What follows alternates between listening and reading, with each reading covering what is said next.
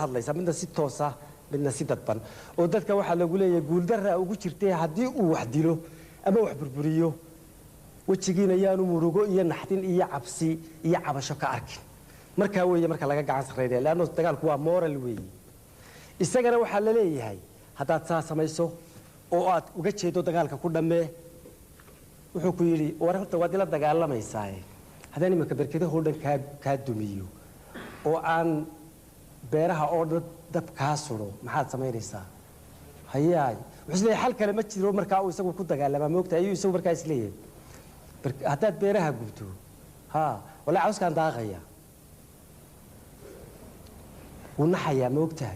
لأنه قرشها وجمت تو يسقى عوسك وجمت له قرشها حولها هتان لايو محاد سمين يسا حولها هردن كله ها والله مسكي على سيد العنيا مسك العنيا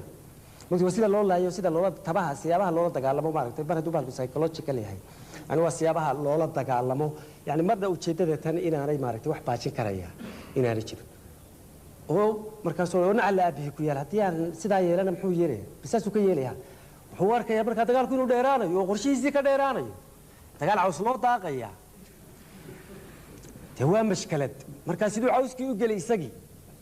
xoolaha uu leyn karaa inta beeran uu gubi karaa laakiin wadannan cawska ku yaala ninkii markuu yiraahdo anigu cawskii baan daaqaya awoodiisu ma gudo inuu cawskii marka cawskii oo dhan raro oo rujiyo moogti ama gubo halka marka niyad jabku kaga yimaado isagu waxyaabaha marka dadkana siyaasay maasadu ula hadlaysaa oo ay oranaysaa marka uu waxa sameeyo waxa ugu jeedaayay idinku sidaa ka yeela dabadeetna isaga ay guul darradu raacaysaa isagana waxa la leeyahay wallahi hatta sidaa yeesho mid aanad ka geeyoon oo kale aan adiga qorshaha kuugu jirin ayaan sameeynaya markaas taladii ay fara ka baxaysaa ku ballaaranaysaa marka bal heestan soo baxday 9 bilood dagaalka ka hor iyo wixii dhacay sida ay u kulmeen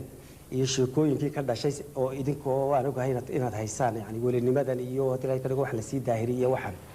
laakiin uu kulli badii anigu aan hore u sheegno welinimadu qofka haduu bani aadam yahay ba aanay welinimadu ka madnayn ilaahay uu qofka wuxuu weli ka dhigay maalintii bani aadam ka dhigay ayaa kulligeen awliya layna ka dhigay karaamad baa layna siiyay lagu garan karo maanta maxaa jooga lagu malayn karo birito maxaa soo socda la sii sheegi karo mustaqbalka waxaan oo dhan waa qof ilaahay bani aadamka ku manaystay ee ma aha mid gaar ah oo ilaahay qof gaar keligii siiyo anigu haddaan gabay ku yiri intaasoo kun oo qof baa qoraal iyo hadal caadi ah ku sheegi lahayd oo maalintii go'aankaas iyo heshiiskaasi Itoobiya Soomaaliya dhex maray inta halka ku taaliya in ka badan ba oran kari lahayd ama tidhiba oo tiritaasa soo socota oo taasa dhacaysa oo taasa dhacaysa laakiin kan waayo tisqaadkiisa ayaa fursada u haysta wuxuu ka tisqaad dheer yahay ama uu ka tisqaad weeyahay hadalka caadiga ah iyo qoraalka kale ee caadiga labadaba marka laakiin dadku maanta tanuub ay xusuusan yihiin waxa laga yaabaa way yiraahdeen kun goor baa aniga ila yimaadeen anu hawdka iska marayay islaamo faraq ay ugu dhagaano markaas yiraahdaan qaar waxay ku odhanayaan balaayaad saadisay oo diracyadii baa la gurtay oo guryahayagii baa la rartay oo waxba nooma aad reebin oo waxa tahay qofkan la yiraahdo balaayo sheeg baa tahay qaar kale waxay ku odhanayaan yiraahdaan bal way wixii dhacay ba dhacee ilaahay baan kugu dhaariyay bal waxaan doonaynaa bal imikana tii ducada ahayd markaas dagaalkii sharkii iyo khayrkiiba waxay noqdeen wax aniga gacantayda ku xidhan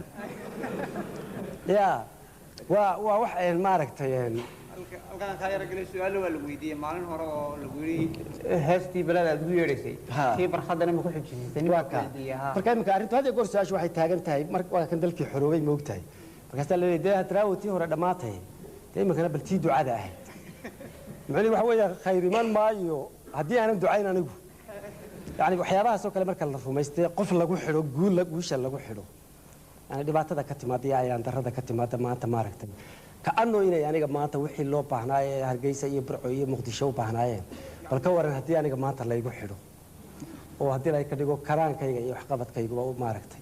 aanu bilaalib aanu koobkan buuxin karin yani ummadan waajib laga sugayo marka aniga laga sugo marka weeyaan marka ay dib u dhac yimaado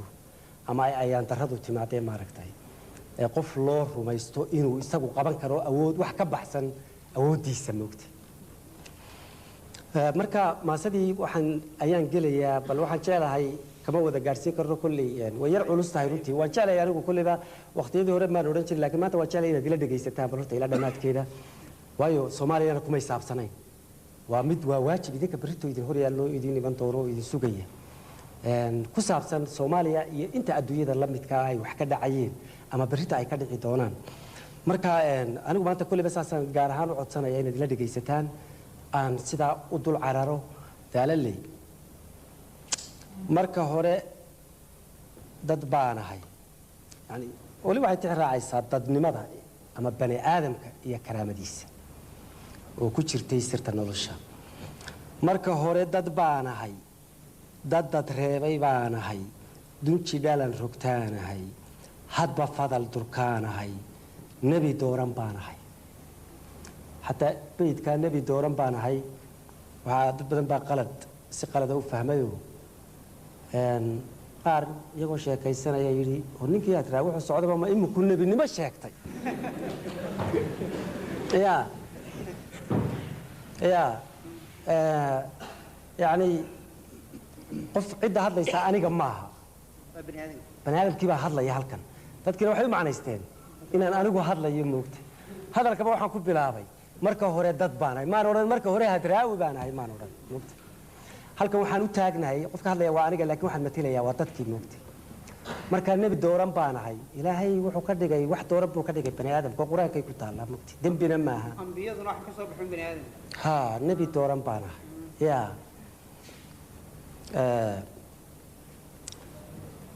had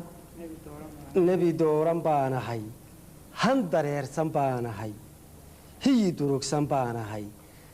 da'deed u taliso ugu damac fog baanahay inanka 6 jirka ah wuu u taliyaa wuu ka adag yahay awr 6 jira ama sac 6 jira ama hal 6 jira ama 20 jira ama 30 jira qofka bani aadamkii 6 jirkii wuu ka adag yahay da'deed u talisa anigoo 6 jira baan wax ila da'aho kale oo aan bani aadam ahayn ayaan ka han weynahay ujeedadaydu ka durugsan tahay aan ka sareeyaa maaragtay ka fadil lahay moogtahay da'deedu taliso ugu damac fog baanahay dunidaanu wada naal noloshaanu derisnahay dalandoolka geediga dan quraan u jeedaa haddii taas mid lagu daro ama daadku halis yahay inta mudan wax doorshaan inta daran u leeyahay anigu ujeedda quraan ka leeyahay geediga aan ku jiro hayaanka bani aadamku ugu jiro nolosha waa maxay waa nolosha maalinba halkaad joogto mid ka sii fiican u guur baan u jeedaa laakiin muddada aan geediga ahay haddii dhexdeeda aan anigu dhibaatooyin aanan ku talagelin ay dhacaan anigu taa weyn baan u jeedaa matalan ka soo qaad jabhadii baa Hargeysa gashay waa la israasaaseeyay mid dad meel iska maraya ayay rasaastii ku hawaawi dhacday marka ma aha in maxkamad la igu taago la yiraahdo nin ceel ka dhaansanayay anigoo soo weeraray ciidan magaalada joogay hadday xabadi igaga baydho nin ceel geel ka waraabinayay ma aha dambigayga aniga uma jeedin ninka inaan dilo yani waa tan marka aan leeyahay dan quraan u jeeda haddii taas mid lagu daro haddii mashaakil yari taas soo guda galo talandoolka geediga dan quraan u jeeda haddii taas mid lagu daro ama daadku halis yahay inta mudan wax doorshaan inta daran u leeyahay anigu wanaaga nolosha iyo wanaaga wixii ka hor yimaaduun baan matalan roobku wuxuu u da'aa maaha inuu hadduu dad qaado ama xoolo qaado ummadda oo inuu xoolo iyo dad qaado ee wuxuu u da'aa wuxuu col leeyahay abaarta oo kanuu la dagaalamaya biyo la'aantii iyo abaartiibuu la dagaalamaya laakiin markuu doo abaartii la dagaalamayo haddii uu dad qaado ama xoolo qaado maaha maaragtay in lagu xujeeyey moogtay isagu taa uma ujeedin moogtay marka wanaag kastoo aad u socoto weeyaan macnaheedu dhexdiisa qaladaad wuu imanaya laakiin mar walba ujeedada guud ee weyn ayaa muhiima haddii taas mid lagu daro ama daadku halis yahay inta mudan wax doorshaan inta daran u leeyahay dab waxaa ku guban karaa inuu daara mooyee nimaan xeel ku damin karin docse aniga way wehel iyo dulucda guulaha intaan doob ku laalla daray waarayaanahay duufaanku ima lulo bani aadamkii baa hadlaya daray waarayaanahay duufaanku ima lulo iyo waxaa loo baanayaa dictatorka iyo kalitaliska marka laysku cayn iyo baydka oo marka ugu dambaysa qofka tegaya waa gumaysiga waa dictatorka weeye waxa harayaana waa dadka marka baanihiisu isagu baanihiisa halkan buu ku salaynayaa daray waarayaanahay duufaanku ima lulo dulin hoose ima galo dardaraale ima rido digdig beena kuma ruqo cirka danab ka soo dhacay deli igama raarido kuma dumo tabiya xeel dibindaabiye mooyee digaxaadhku ima tiro runta kama abaaldaro nin daryeelka ila jecel dabarkaygu kama guro nin danaystay ima tego nin darjiidhay kama naxo nin u go'ay daraaday